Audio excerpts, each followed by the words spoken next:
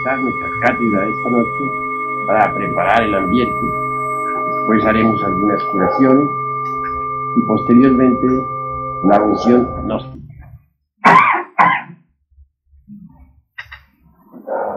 Ante todo, considero que es necesario cambiar, que debemos salir del estado en que nos encontramos, que urge una transformación total y definitiva. Indubitablemente, ningún cambio se procesa sin un shock especial.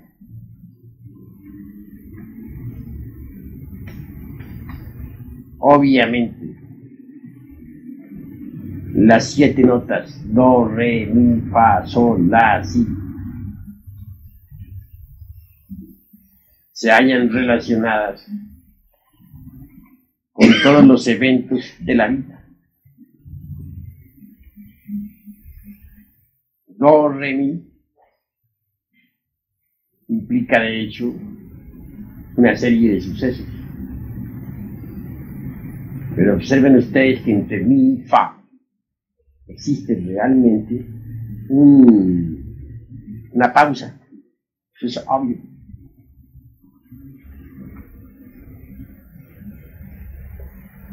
Sí, pues fa, sol, la son las notas subsiguientes. Entre la y si hay otra pausa.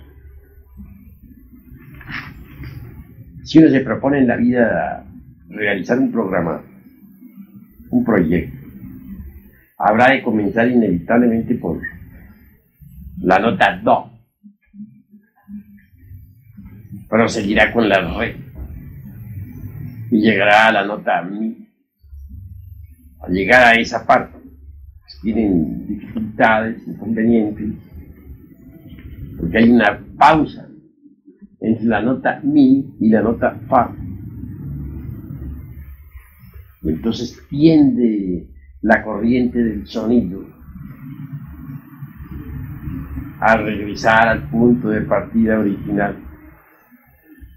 Como secuencia o corolario, es apenas normal que el esfuerzo inicial decline. El proyecto se puso en marcha, zozobra. Pero si uno lanza un nuevo esfuerzo para atravesar la pausa que va desde la nota mi hasta el fa, es obvio y apenas normal que se mantendrá en línea recta y hasta en ascendente el impulso inicial y el negocio triunfará. Continuando con todo eso, veremos que entre las notas que vienen luego las notas fa, sol, la, pero entre el la y el si hay una nueva pausa. Si no se refuerza el impulso original, la corriente del sonido regresará al punto de partida original y fracasará la empresa o el proyecto o el negocio. Así que es muy importante esto de las 7 notas de la escala musical. Es formidable esta cuestión de la corriente del sonido. Acá hay un shock al sonido entre las notas mi y fa, y otro entre las notas la y si. Siempre se necesita de un shock que le permita a uno existir, que permita un cambio, una transformación. El niño nace, viene al mundo. El primer shock que recibe es el del aire que inhala, que recibe. a inhalar el aire, recibir el oxígeno, por vez primera, el niño vive. De manera que nosotros necesitamos de ese shock meramente físico para existir. También es cierto que si, por ejemplo, en vez de respirar nosotros oxígeno, hidrógeno, etc., respiráramos, por ejemplo, monóxido de carbono, se produciría el shock, pero no sería recibido por el cuerpo. El cuerpo rechazar, no aceptaría ese shock y vendría la muerte. En cuanto a nuestra tan cacareada civilización moderna, sucede que necesitaría un shock para no morir, para no ser destruido. Ese shock solo podría ser a través de otra civilización e inmensamente superior a la nuestra. Solo así podría esta civilización no morir. Habría que inventar el tipo de shock para dárselo a esta civilización agonizante. Pero no se ha inventado ese tipo de shock que permita a esta civilización pues transformarse y existir. Obviamente esta civilización pues tendrá que morir por falta de ese shock. Eso es claro. Pero siguiendo hacia adelante, tendremos que contemplar al hombre a la luz del Génesis. Solo así podríamos comprender qué clase de shocks nos llevarían a la autorrealización íntima del ser. ¿Qué nos dice el Génesis? Nos dice que en el principio Dios creó los cielos y la tierra. Los ignorantes ilustrados suponen que se refiere exclusivamente a los cielos macrocósmicos de la tierra meramente física, a la tierra esta en que vivimos. No niego que se refiere también a ella en ciertas cosas, pero específicamente se está refiriendo de forma concreta también al microcosmos hombre. Los cielos son los estados de conciencia dentro de nosotros mismos, dentro del hombre mismo, en niveles superiores del ser. En cuanto a la tierra, es el cuerpo físico del hombre, la tierra filosófica, citada por los alquimistas medievales, la tierra filosófica.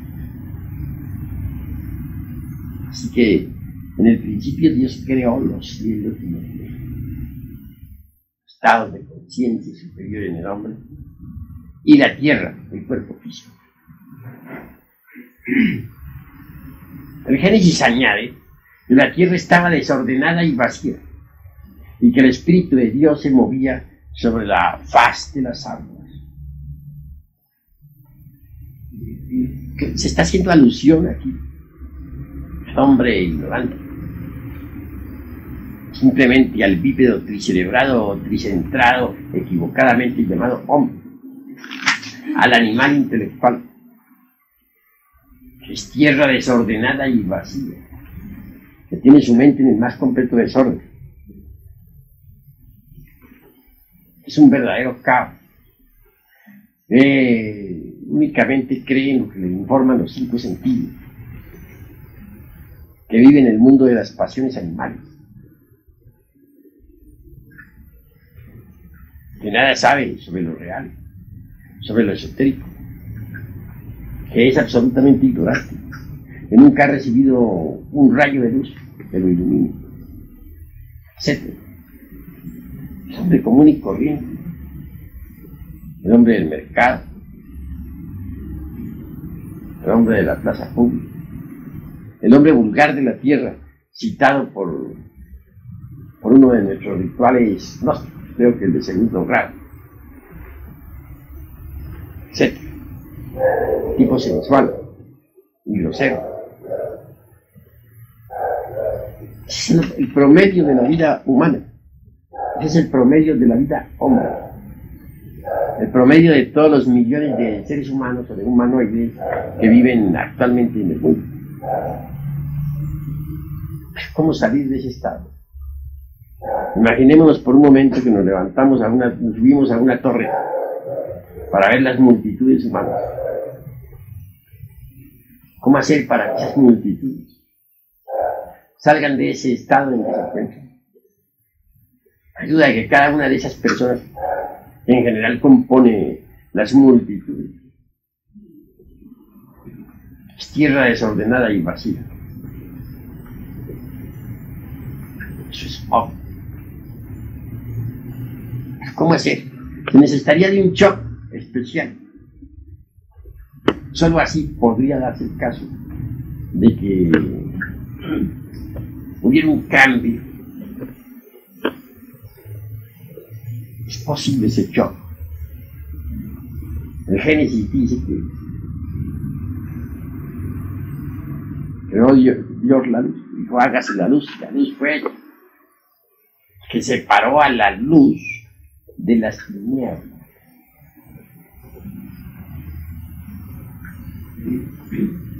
¿A qué tinieblas se refiere el Génesis? Pues a las tinieblas que están dentro de uno mismo, dentro de esta tierra filosófica. Pero, ¿qué clase de tinieblas son esas? Pues esas tinieblas constituyen los agregados psíquicos inhumanos que personifican a nuestros defectos de tipo psicológico. Ira, codicia, lujuria, envidia, orgullo, pereza, gula, etcétera, etcétera, etcétera.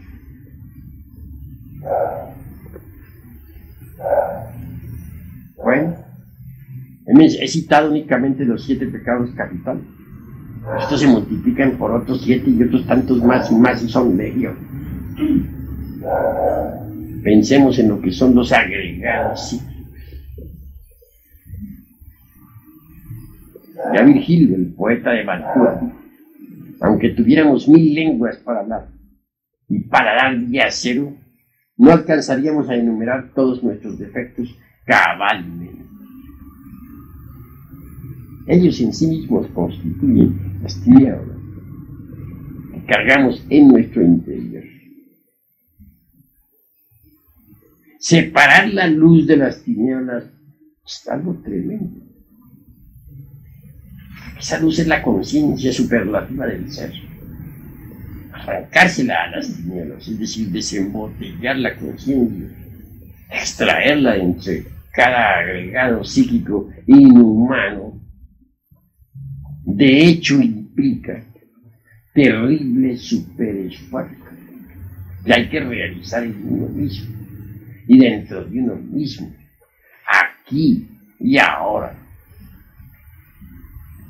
Arrancarle la luz a las tinieblas significa destruir todos esos receptáculos dentro de los cuales está metida la esencia, que es su luz. Es integrar esos agregados, pulverizarlos, para que la luz esencial se haga libre. Eso es lo que se quiere decir con separar la luz de las tinieblas. Y a la luz llamó día, y a las tinieblas de la ignorancia y del error llamó noche. Eso hay que saberlo, ¿entiendes? Comprender. Creo que los hermanos van reflexionando. Continuando hacia adelante con el Génesis, veremos nosotros cómo se para el Creador, el Elohim, a las aguas superiores de las inferiores. Esto ya pertenece al terreno mismo de la alquimia. Obviamente, en nosotros existe el azogue en bruto, es decir, el mineral en bruto. Cuando se transmuta el azogue en bruto o mineral en bruto, que no es otra cosa sino el exiohejari, es decir, el esperma sagrado, o en otros términos, las secreciones de las glándulas endócrinas sexuales, entonces se consigue energía que ascenderá hasta el cerebro a través de sus respectivos canales, que bien conoce la anatomía oculta. Esa energía, sustancia. Tengo entendido que hemos llegado a un monismo en que energía y masa ya no se diferencian, porque esa energía creadora del tercer logos es sustancia a la vez, sustancia que sube por los canales espermáticos hasta el cerebro. Esa sustancia, energía, indubitablemente es el alma metálica del esperma sagrado, del exiohejari.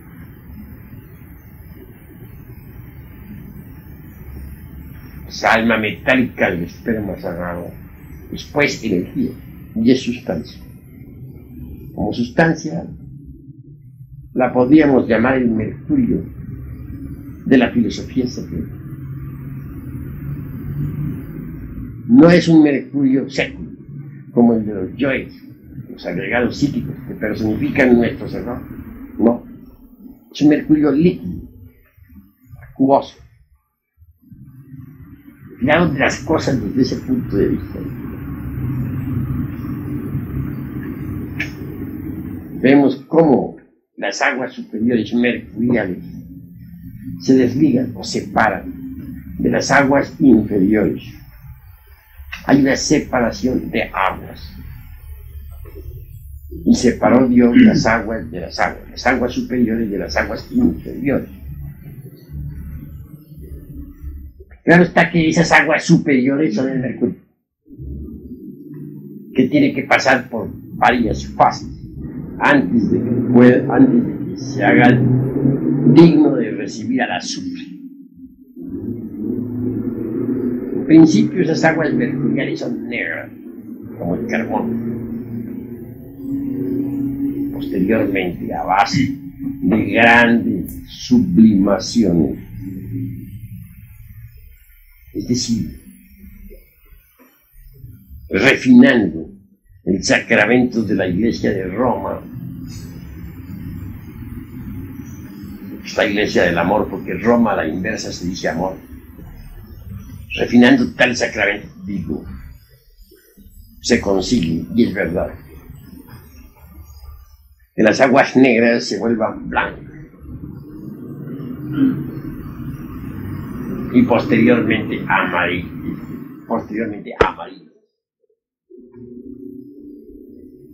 En alquimia hay animales que alegorizan estas fases del mercurio. Se dice que en principio el mercurio es negro, está representado por el cuervo negro, que después se vuelve blanco y está representado por la paloma blanca.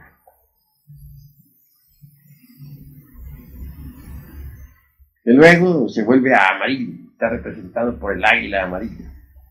Y por último, es rojo, y está representado por el faisán rojo. Así que el mercurio tiene que pasar por 4 fases. Primero, negro. Segundo, blanco. Tercero, amarillo. Cuarto, rojo. Y esas fases se hacen posibles mediante la sublimación del trabajo en la forja de los ciclos. Así que van entendiendo ustedes el sacramento de la Iglesia de Roma, y ya lo saben, puesto que son de tercera cámara. Se entiende que los hermanos que vienen a la tercera cámara están muy preparados. Ya han pasado por la antecámara, primera cámara, segunda cámara, y ya resisten este tipo de enseñanza superior. Por eso se les habla en una forma simbólica, alegórica, a ver si son capaces de captar la enseñanza. Cuando el mercurio se ha hecho amarillo, obviamente recibe el azufre. ¿Cuál es el azufre? Es el fuego sagrado. El fuego tiene que fecundar al mercurio. Así que mezclado el fuego con las corrientes del mercurio, asciende por el canal medular espinal hasta el cerebro. Hablamos de las aguas superiores. ¿Y dónde dejaremos las aguas inferiores? Las hay. Las aguas inferiores, y en principio eran negras, después de turbias, después tienen que volverse completamente claras, volverse cristalinas, como vidrio líquido, flexible, maleable. Esto es lo que se llama separar las aguas de las aguas para que surja la seca, la cual se llama tierra. Pero ¿cuál seca? ¿A qué seca nos estamos refiriendo? ¿A qué seca alude el Génesis? Pues a los cuerpos existenciales superiores del ser. A eso alude el Génesis.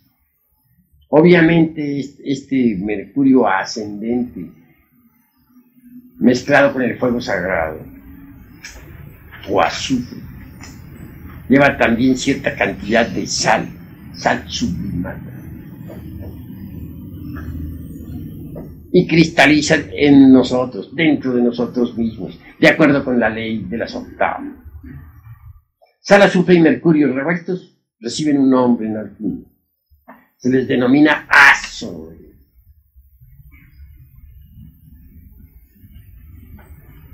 Bueno, ese azoe en general cristalizará dentro de nosotros de acuerdo con la ley de las octavas. En una octava superior cristalizará en nosotros, convirtiéndose en el cuerpo astral. Y esa cristalización también se verifica o realiza de acuerdo con la ley del cielo, con la ley del eterno Heptaparaparchina, de acuerdo con las 7 notas musicales, do, re, mi, fa, sol, la, si. En una segunda octava viene a cristalizar con esas mismas notas de la escala la sal, el azufre y el mercurio en el cuerpo de la mente. Y por último, en una tercera cristalización viene a concretarse en el cuerpo causal o cuerpo de la voluntad consciente. Si alguien posee los cuerpos físico, astral, mental y causal, puede por tal motivo recibir dentro de sí mismo los principios étnicos, anímicos o espirituales que le convertirán en un verdadero hombre, a imagen y semejanza de Dios. Todos los procesos que están en la alquimia, donde se hace alusión se hace alusión a la hierba verde, a todo árbol que dé fruto, es interior. Obviamente debe dar fruto en nosotros los árboles, el árbol del conocimiento, el árbol de la ciencia del vivir y del mal.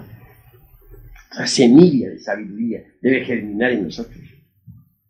Las lumbreras del espíritu deben iluminarnos. El sol espiritual debe darnos vida. Hasta que al fin, tantos trabajos de la alquimia, eliminando los agregados psíquicos inferiores, domando los peces y los animales que dentro de nosotros tenemos y haciéndonos reyes y señores de ellos hasta destruirlos. Aparece entonces el hombre hecho a imagen y semejanza de Dios en el 6º día de la creación. Pero todavía no es por tal motivo el hombre viviente. El hombre, el 6º día, está hecho únicamente a imagen y semejanza de Dios, pero no es el hombre viviente. El hombre viviente es el hombre del 7º día. Ese sí es el hombre viviente. El hombre que se ha integrado con la divinidad. El superhombre. El maestro resurrecto. A ese alude tácitamente, claro, el Génesis. Si para poder transformarnos en hombres vivientes, en hombres hechos a imagen y semejanza de Dios, necesitamos un choque especial. Es el del conocimiento esotérico óptico. Obviamente, para convertirnos en hombres vivientes, necesitaremos de un tercer choque especial. Concretemos. Para que exista el hombre físico se necesita un shock físico. Es el aire que se respira en el momento del nacer. Para que exista el hombre hecho imagen y semejanza de Dios, se necesita otro shock. Está definido con aquellas palabras que dice: dijo Dios, hágase la luz, y la luz fue, y separó a la luz de las tinieblas. El hombre ignorante necesita de un choque especial. Necesita de alguien que le lleve el conocimiento. Necesita de alguien que le lleve la enseñanza. Necesita recibir las luces del esoterismo. Eso produce en él un choque especial. Y solo ese choque especial puede transformarlo más tarde. Puede convertirlo, dijéramos, en lo que se llama hombre hecho a imagen y semejanza de Dios. En el sexto. En el séptimo día ya cambian las cosas. Para llegar a ser hombre viviente, el hombre del séptimo día, se necesita otro choque de tipo muy especial. Un hombre del sexto día es un hombre hecho a imagen y semejanza del Eterno, pero no un hombre viviente todavía. Se necesita de un tercer choque para convertirse en hombre viviente. Es un hombre del sexto día, hecho a imagen y semejanza del Eterno.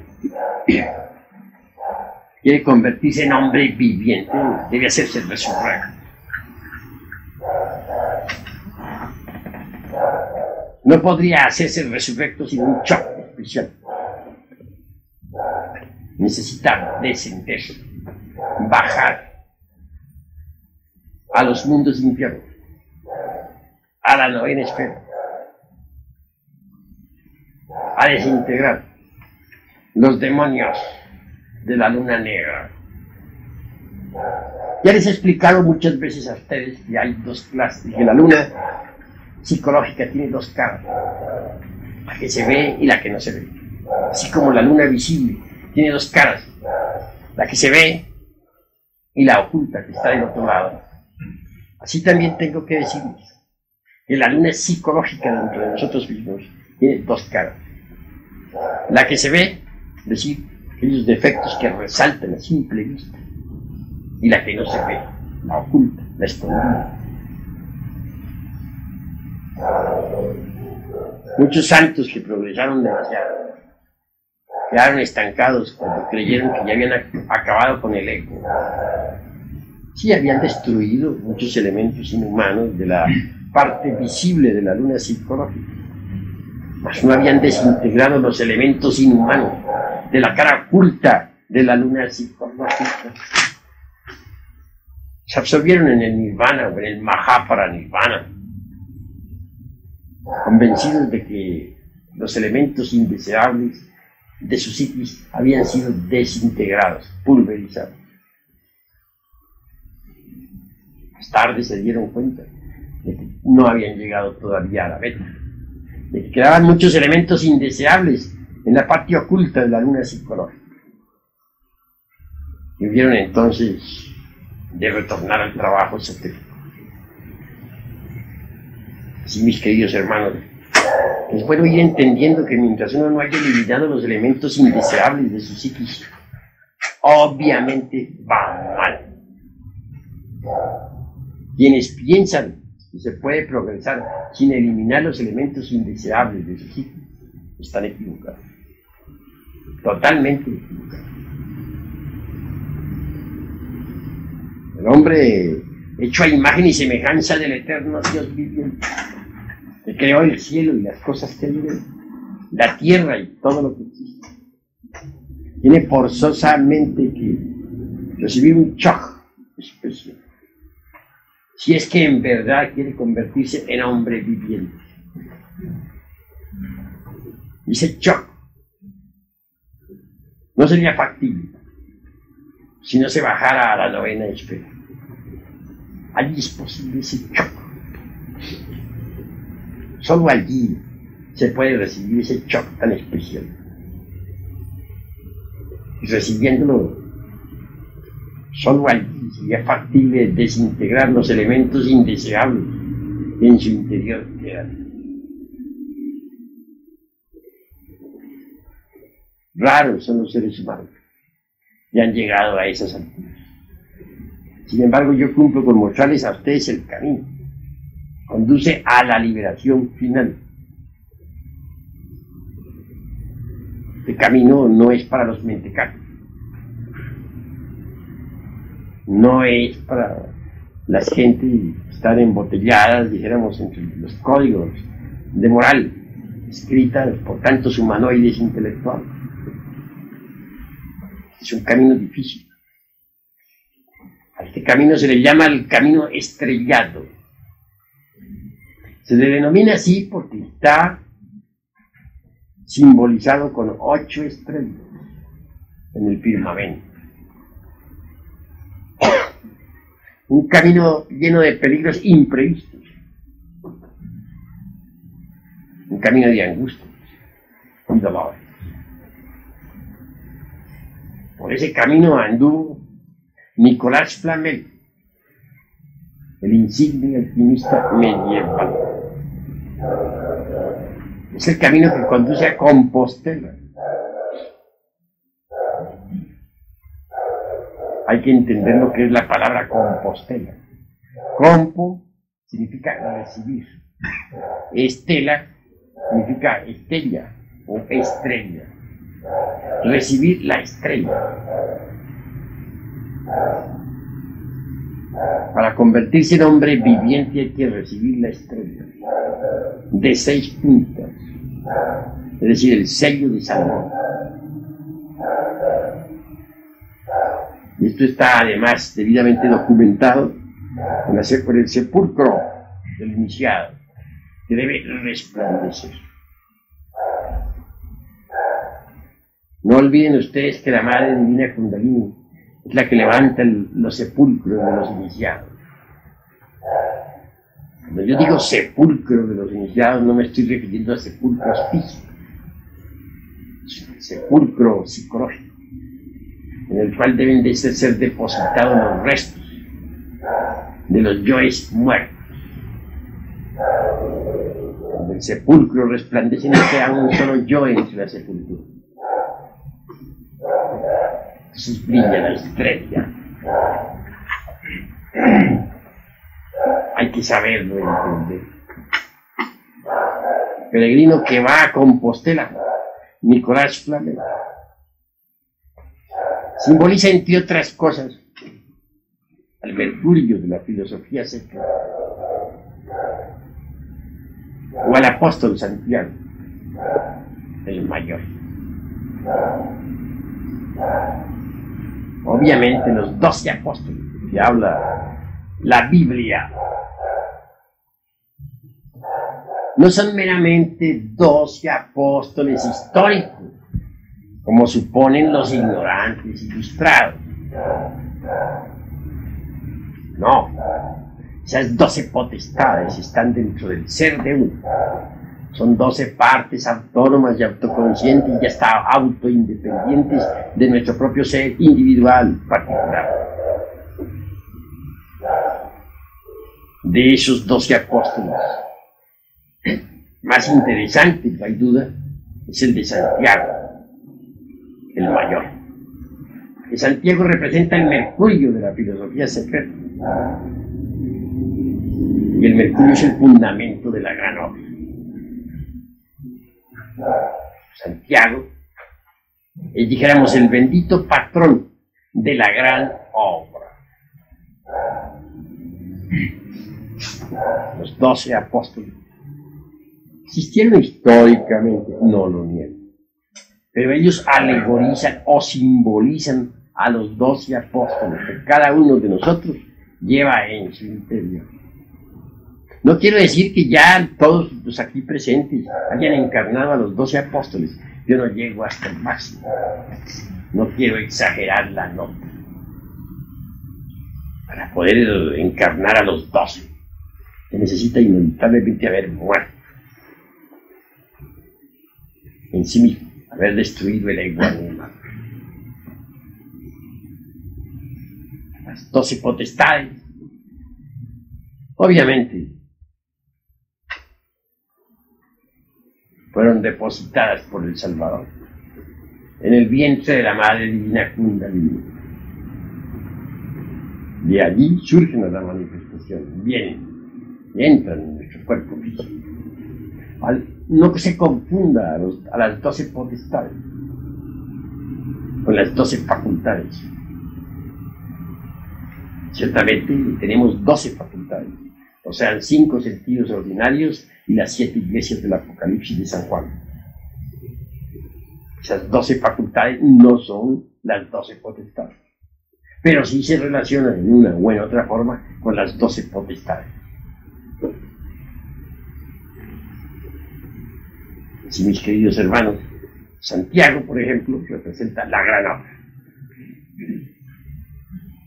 Y éramos las enseñanzas relacionadas con la gran obra vienen del Padre de todas las luces y llegan a la mente a través de Santiago,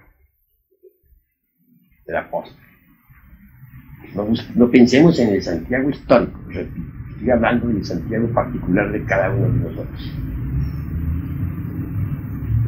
Dentro de nosotros están las 12 potestades, están los 24 ancianos, están los 4, te dije, los 4 elementos, etcétera, etcétera, etcétera.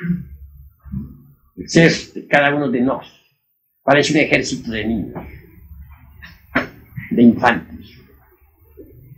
Cada una de las partes del ser goza de autonomía, autoconciencia, autoindependencia, que necesitamos nosotros perfeccionar. Cada una de las partes del ser, eso es real, eso es cierto y de toda verdad. Pero eso solamente es posible eliminando los elementos subjetivos de las percepciones. Perfeccionar la parte superior del ser es muy difícil. Quien logre perfeccionar la parte superior de su propio ser recibe el grado de Ismech. Son pocos los que llegan a esas alturas. Hemos de empezar, claro está, crear dentro de nosotros mismos al hombre hecho a imagen y semejanza de Dios. Este hombre no podría surgir a la existencia sin un choque especial. Ese choque es el de la gnosis, es el de la luz. Lo va a sacar del estado caótico y lo va a convertir en un hombre autoconsciente.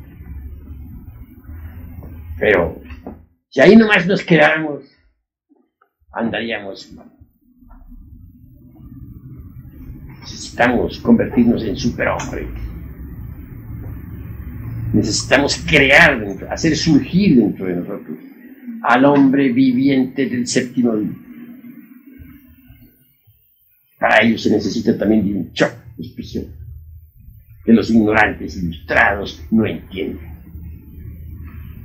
Cuando un iniciado, que es un hombre viviente, trata de convertirse, cuando un iniciado, que es un hombre hecho a imagen y semejanza del Eterno, trata de convertirse en un hombre viviente, no es entendido. Ahora se explicarán ustedes por qué motivo los 12 apóstoles son calumniados. Los calumnian los virtuosos, los calumnian los sacerdotes del templo y los calumnian los ancianos. ¿Quiénes son los virtuosos? ¿Quiénes son los sacerdotes del templo? ¿Quiénes son los ancianos? Eso vale la pena reflexionar. Los escribas, los intelectuales, están pegados a tantos códigos de moral podrida. Esos son los famosos virtuosos que contienen a los iniciados. ¿Quiénes son realmente los ancianos? Sencillamente las gentes muy juiciosas, muy llenas de experiencia. No entienden jamás a los iniciados. Por último, ¿quiénes son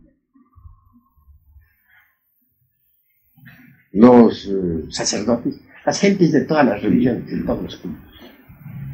De manera que los 12 santos, los 12 potestades, los 12 apóstoles suelen ser calumniados.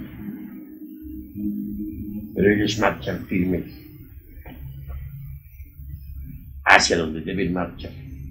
Santiago el Mayor, el bendito patrón de la gran obra, firme va por el camino que lo lleva a Compostela. Estoy hablando en un lenguaje esotérico superior para los que están en tercera cámara. Entiendo que aquí no se va a admitir a ninguno que no esté preparado, ¿no? Estoy hablando porque creo que están preparados, están en tercera cámara. Así que, mis queridos hermanos, vean ustedes esos choques que se reciben, que son necesarios para la transformación. Son vitales. Hay un libro que nos puede guiar a todos. Es muy sabio, pero nadie lo entiende. Cualquiera de ustedes lo puede comprar en el mercado. Se vende por montones. Pero nadie, teniéndolo en su mano, y nadie es capaz de abrirlo. ¿Quién es digno de abrir el libro y de desatar sus sellos? Ninguno podía, ni en los cielos ni en la tierra. Nadie había quien pudiera abrir el libro o desatar sus sellos. Me refiero al Apocalipsis de San Juan.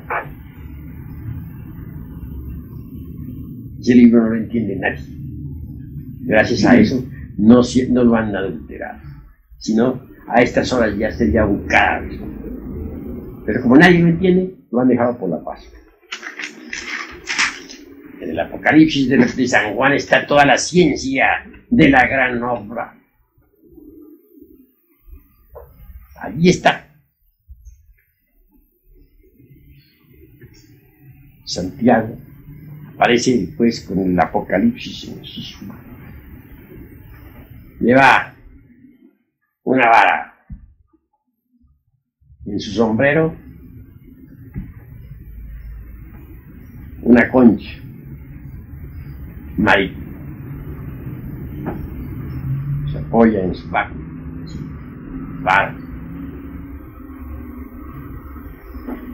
Con la otra mano empuña el Apocalipsis enrollado, y en su sombrero luce pues la concha.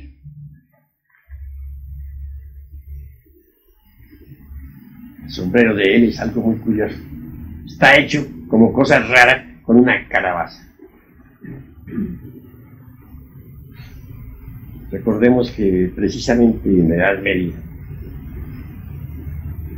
muchos místicos tenían el agua bendita en una calabaza, el agua sagrada, es decir, el mercurio de la filosofía secreta. El Apocalipsis puede guiarnos si nosotros recibimos enseñanzas del Padre de toda la luz. Y no es posible recibirlas sino a través de Santiago.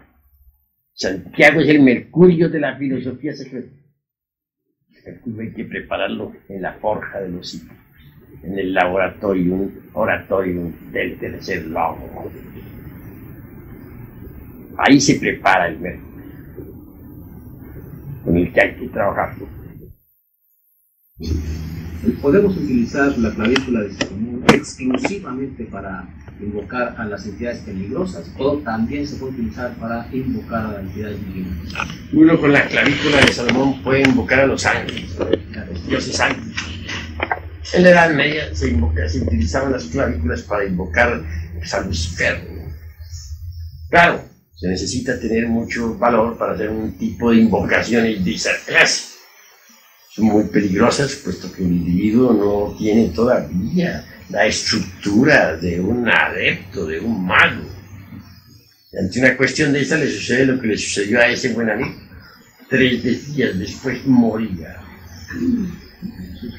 Y no está de más en estos momentos volver a recordar lo que sucedió en Costa Rica.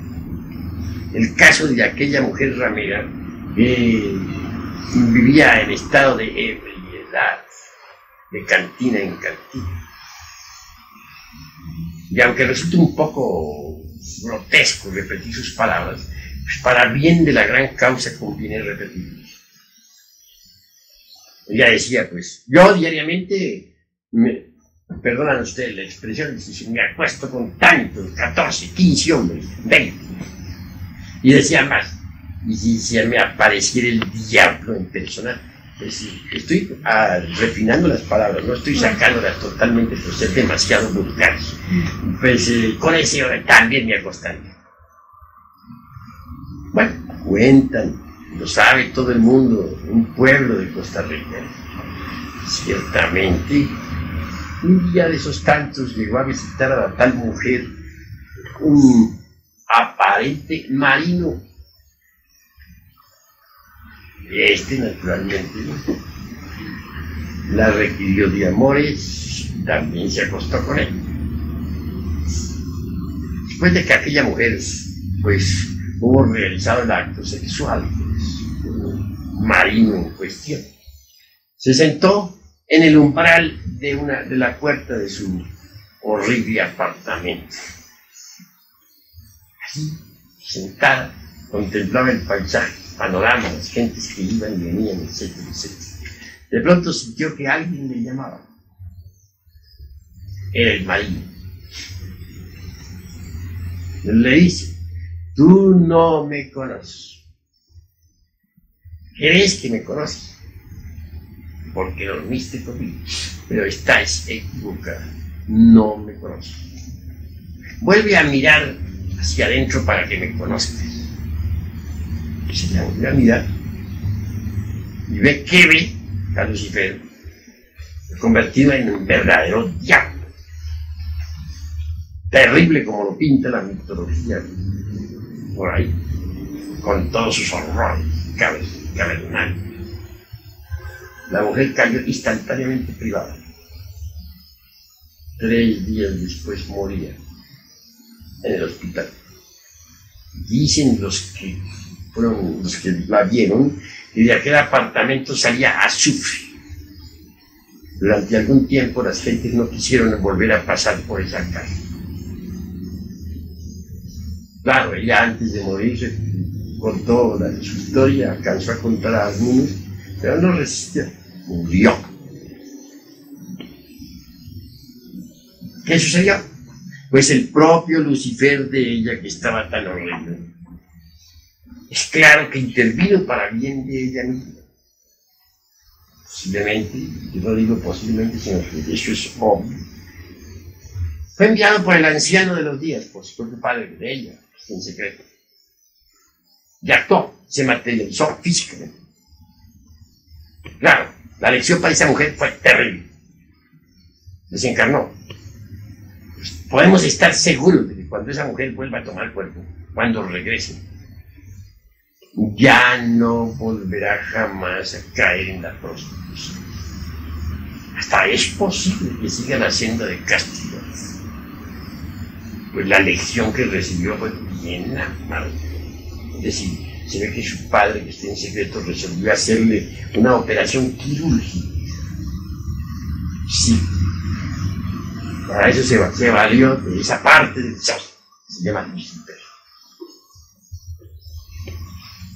Hasta puede esa mujer más tarde venir a agarrar el camino.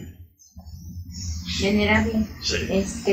Y entonces para blanquearnos, Lucifer, ¿qué podemos hacer? Destruirle, reducirlo a polvareda cosa. Hay necesidad de vestirlo de blanco. Más aún, hay necesidad de vestirlo con la púrpura de los reyes. Debemos sentir piedad por nuestro propio Lucifer. Y si él a veces se enerva. Él da el impulso sexual a todo el mundo. Hay que saber aprovechar ese impulso. ¿Cómo? Clavando la lanza en su costado. Recuerden ustedes que Lucifer es escalera para bajar. Y recuerden que Lucifer es escalera para subir. Léanse en la Divina Comedia y hallarán amplia ilustración sobre Lucifer en la novena esfera. Sí, el Dante, la chica. Maestro, ¿cómo dice usted que Krishnamurti no tiene completamente nada de ego?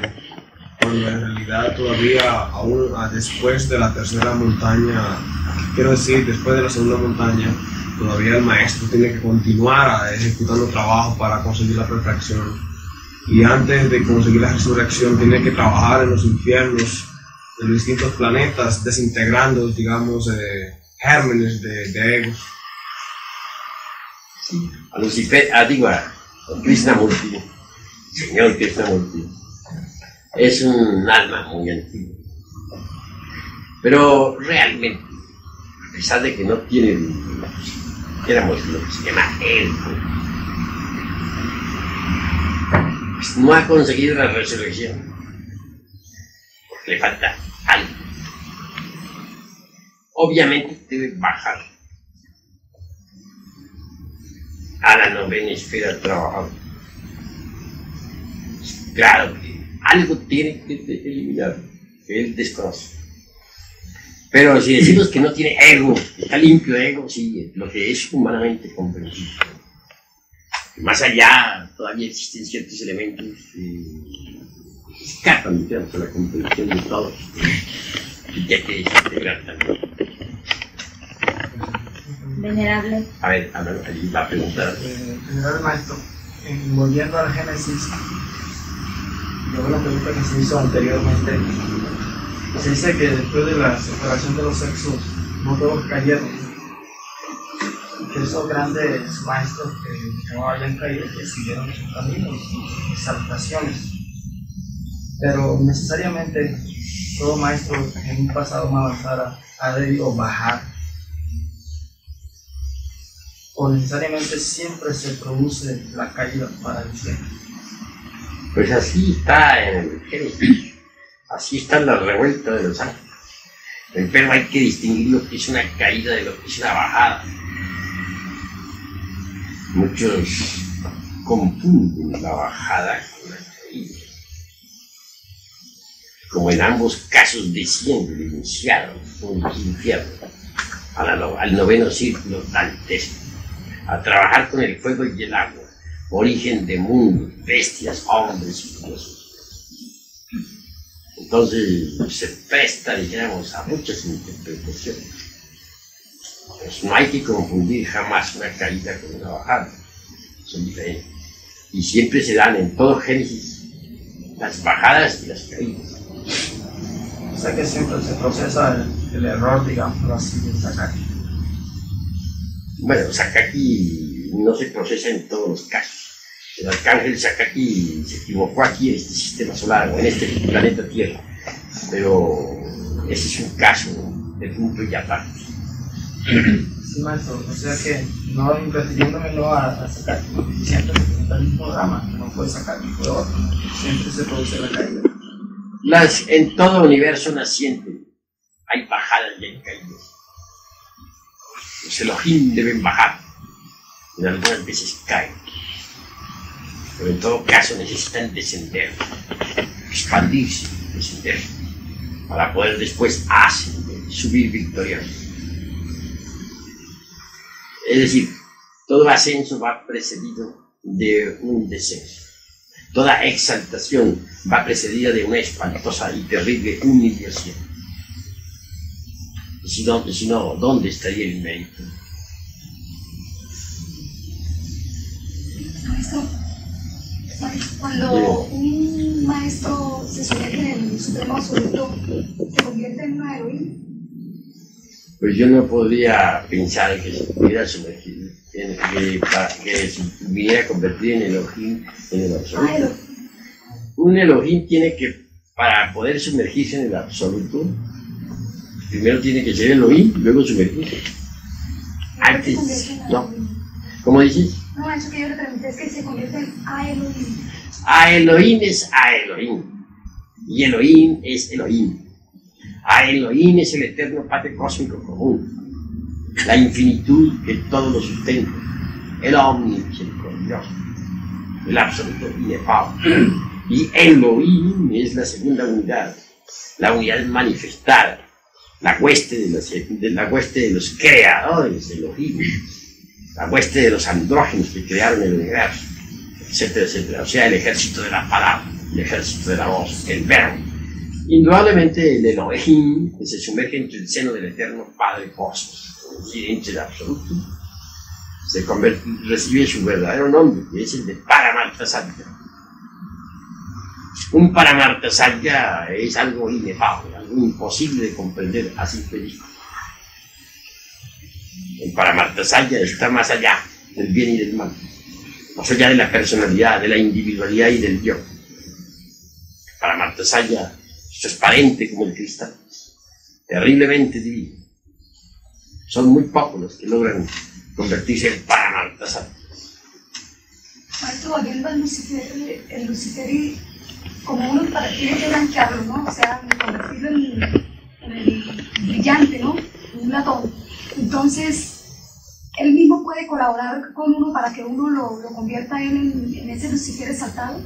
Pues para él colabora con la tentación. Si no, ¿de qué otra manera podría colaborar? Cuando la tentación es fuerte, pero el triunfo sobre la tentación es luz. Si uno vence la tentación, pues vence a Lucifer.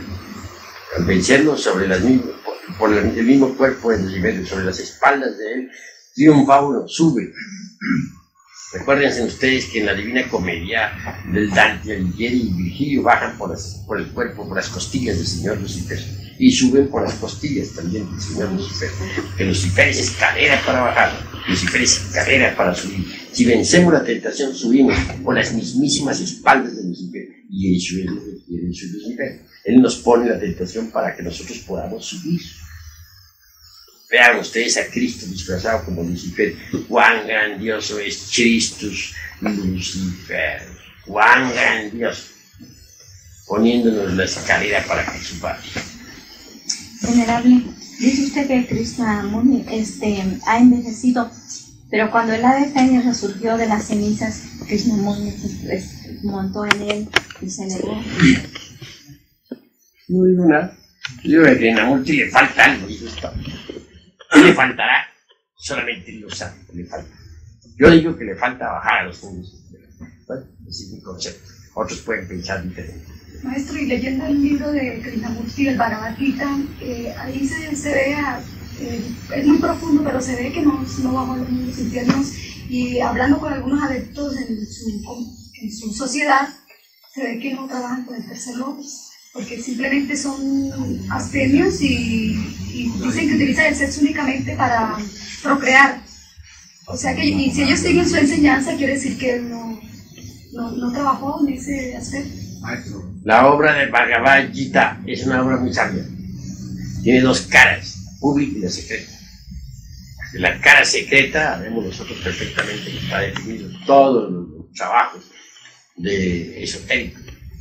Y nos encontramos a Arjuna bajo la dirección de su dios interno, Krishna, peleando terriblemente contra sus parientes, lanza en mano, en el campo de batalla. Esto no es otra cosa sino la lucha contra los agregados psíquicos inhumanos que todos en nuestro interior cargamos. Así pues que cuando se habla de la danza y todo eso hay que saber entender. Krishna indudablemente es un gran avatar. ¿Qué decía? Hay que establecer una diferenciación entre Krishna y Krishnamurti, que son dos cosas diferentes. Pues sí, estamos hablando, ella me ha preguntado por Krishna y Bhagavad Gita. Sí, maestro. Una cosa, y Krishnamurti es otra cosa. ¿No? Sabemos que el señor Krishnamurti vive actualmente en el Río, en Estados Unidos. ¿No? Sí. Pero nada, ¿a quién te estás refiriendo? Bueno, maestro, sinceramente me estaba refiriendo al que maestro estaba mencionando. Estoy hablando el que escribió el Bhagavad Gita. No, el que escribió el Bhagavad Gita es una cosa, es Krishna.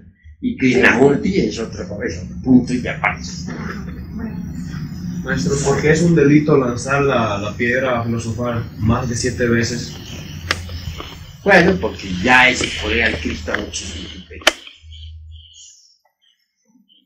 De manera que se puede caer bajo maldición. A ver, hermano.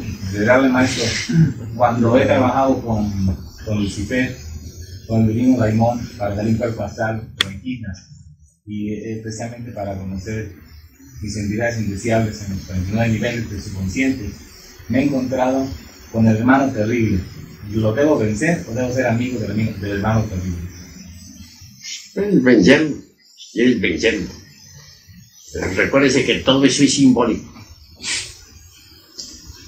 Recuérdense que lo que nos interesa a nosotros es prácticamente la muerte del mí mismo, del sí mismo. Mientras un hombre no pase por la muerte del ego, mientras no sea decapitado, pues obviamente marcha por el camino del error. Para algo nos interesa el señor Lucifer, porque nos sirve de escalera para subir. Y eso es todo, y es desde ese punto de vista interesantísimo, importante, y es lo que en esta cátedra especialmente nos debe interesar. Me refiero específicamente a esta cátedra. La muerte del ego animal es fundamental. A ver, hermano. Nuestro, volviendo al Génesis, ¿no? Y donde dice la Biblia que el hombre estaba solo, recibiendo la separación de los sexos. Se produce un drama. La pregunta sería lo siguiente: existiendo el poder luciférico, ¿qué razón de ser tenía entonces el darle a la humanidad el órgano fundamental? Pues fue necesario en alguna época, hubo errores de cálculo, es otra cosa. Obviamente que cada máquina volcánica capta determinados tipos de energía cósmica, que luego transforma y retransmite a las capas anteriores del organismo planetario en el que viví. Como quiera que en esa época lemúrica, en que sucediera esto que tú estás preguntando, pues la Tierra no tenía estabilidad, la corteza geológica se estremecía, habían incesantes terremotos. Se consideró necesario pues, que esa máquina que sirve para transformar energías equivocadamente llamada hombre, pues fuera readaptada, y se le dio el abominable órgano antiguado. El resultado fue magnífico, se consiguió la estabilización de la corteza geológica, pero hubo error de cálculo en el gran Ángel Sakaki, porque falló en los números transfinitos.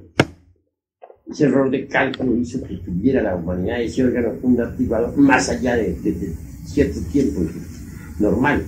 Es decir, se le fue la mano al arcángel Sakaki. Y el resultado fue que cuando desapareció el abominable órgano, debido a la intervención del arte físico-químico común, Serafín Ángel lo hizo, quedarán siempre las malas consecuencias del abominable órgano fundamental en el organismo. Esas malas consecuencias son los agregados psíquicos inhumanos que todos nosotros en nuestro interior cargamos. Me refiero en forma enfática a los yoes, que personifican nuestros defectos. ¿Qué me decías, hermano? Podemos establecer que Lucifer es el propio instinto sexual. ¿El perro guía? ¿El qué? ¿Perro guía? Sí, mirado desde ese punto de vista. En el fondo, Lucifer es la reflexión del logos en nosotros. Quien da ese impulso, si logramos clavarle la lanza a Lucifer, dominando el impulso sexual, pues subimos de grado en grado por el mismo cuerpo del señor Lucifer. Por eso les decía a ustedes en forma jocosa que si queremos verdaderamente llegar a la autorrealización íntima del ser, necesitamos tener por compadre al diablo. O sea que para realmente pulir el mandamiento de Roma hay que blanquear el latón. Pues el latón no se blanquea si no se refina el sacramento de la Iglesia de Roma. Se refina el sacramento de la Iglesia de Roma, se blanquea el latón. A condición de trabajar sobre los agregados psíquicos inhumanos que en nuestro interior cargamos, para destruirlos con la lanza de Longinus. Maestro, sabemos que un maestro es, por decirlo así, rey de la naturaleza, y que los elementos, por ejemplo, como los gnomos y pigmeos de la tierra, le obedecen al maestro. ¿Cómo en en tratar de arreglar esos problemas que existían en las capas de la tierra no fue, digamos, no se pudo hacer por medio de órdenes de los inefables maestros, digamos, ordenarle a los gnomos y pigmeos que ejecutaran el trabajo. Pues los maestros no son empíricos, trabajan con las leyes de la mismísima naturaleza, imitan a la naturaleza y con la naturaleza transforman a la naturaleza. Así está estipulado en Saint-Beuve, el gran alquimista medieval. Así que es indubitable que no se pueden quebrantar leyes. Hay que usar las mismas leyes para poder organizar la naturaleza. O sea que eso hubiera sido casi como decir un salto que hubiera dado la naturaleza. Sería empírico lo que tú estás diciendo. Hay que trabajar de acuerdo con las reglas según arte. La naturaleza transforma a la naturaleza y obedece a la mismísima naturaleza. El alquimista tiene que saber imitar a la naturaleza si es que quiere triunfar. Por ejemplo, si alguien quiere crear los cuerpos existenciales superiores del ser y no los tiene, tendrá que trabajar en la noche, en la novena esfera. No en el día, ¿por qué? Porque en el día los rayos solares están activos y son ellos perjudiciales para toda generación. Póngase unos huevos de gallina, por ejemplo, a la luz del sol, que la gallina los empolle, a ver si salen los polluelos. Pero si se coloca el nido de la gallina en las tinieblas, y allí saldrán los polluelos. Siempre hay que trabajar con las reglas mismísimas de la mismísima naturaleza, no en forma empírica. Todo tiene su ciencia. Y los maestros tienen que actuar de acuerdo con las reglas de la ciencia, según arte. Maestro, ¿será verdad que Lucifer se puede utilizar para hacer pactos para conseguir dinero? Mi padre, cuando yo estaba pequeña, me contaba que un día había ido a un monte y había cogido un gato, lo había echado a hervir vivo en una vasija de cobre. Y que luego tenía que salir con esa agua, rebullir y pronunciar una palabra, y luego salir a un camino en cruz y pasar con una pluma en la boca, y ahí se le apareció Lucifer y descargar la pluma a Lucifer. Entonces que el Lucifer le decía que le pidiera lo que quisiera y que él pues que le quería pedir riquezas. Entonces Lucifer se puede utilizar para esas cosas. Claro que él no lo alcanzó a hacer completo porque se asustó. Pues la realidad es que las gentes con esas operaciones de magia negra lo que hacen es invocar a los demonios, pero no a Lucifer. No, Lucifer. No, Lucifer no. Él no se presta para esas cosas. Él es la reflexión del Logos, del Cristo mismo dentro de nosotros. El Christus Lucifer es sagrado. Cuando mucho nos provee de la tentación, y eso para nuestro tiempo. Sí, ¿cómo podríamos nosotros diferenciar, digamos, al yo sensual del impulso luciferino? ¿Del qué? El impulso luciferino, ¿no? El Lucifer. Pues despertando la conciencia. Los dormidos no saben de esas cosas. Dormido está y confunde la gimnasia con la magnesia. Una y un millón de veces. Claro.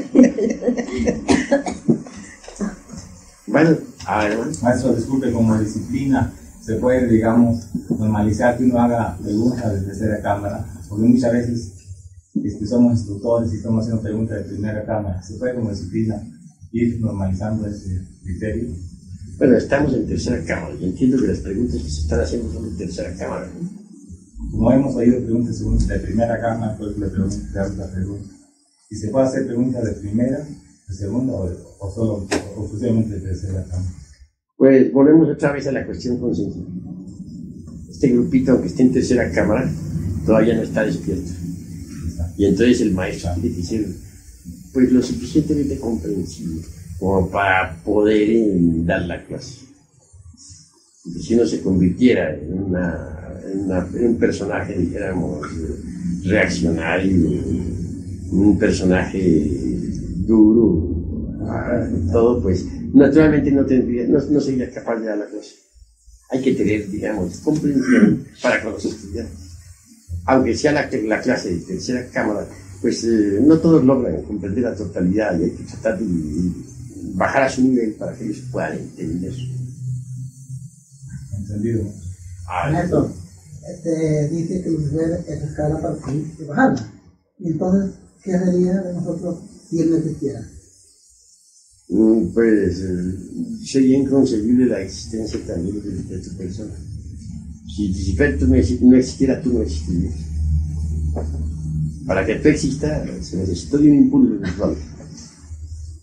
Yo, que hizo que el padre y la madre tuyo te trajeran al mundo, te fabricaran ese cuerpo físico que actualmente tiene. De verdad que si Lucifer no existiera, no existirías tú. Ni existiría ninguno de los aquí. Esa es la cruda realidad de los demás. Pero Lucifer no es un individuo aparte, como ese diablo que ponen los curas allá, un tenedor enorme y gobernando el universo. No. Lucifer es la reflexión del logo dentro de nosotros. Cada cual tiene su propio Lucifer. Creo que ya esta cátedra pues, ha concluido. Vamos a hacer algunas curaciones, pero no me van a salir por un montón de curaciones porque no nos alcanzaría el tiempo. Un niñito que me iban a traer, una hermanita que, bueno, me habló de asuntos psíquicos, y eso como una excepción, porque en tercera cámara no se hizo eso. El niñito que lo trae.